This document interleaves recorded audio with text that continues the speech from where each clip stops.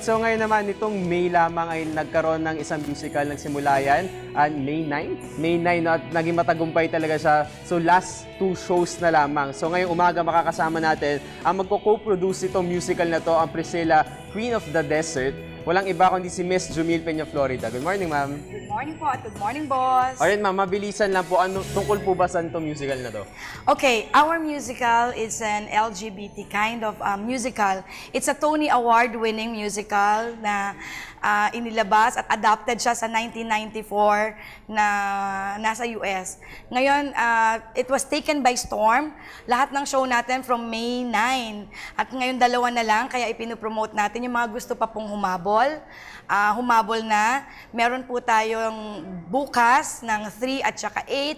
At meron din pong tayong huling-huli na sa linggo na alas 3 hapon. Then after that, there will be The Voice. Alright, so sino po yung actors natin dito? Andito na si Leo Valdez, of course, and John Santos, Bituin Escalante, at napakarami pa pong very talented natin na nasa teatro.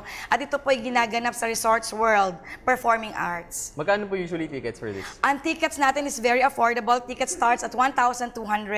And of course, merong mga limited slots tayo sa Patreon. Okay. So, ma'am, please invite our mga boss, syempre, para manood ito last 2 shows. Okay.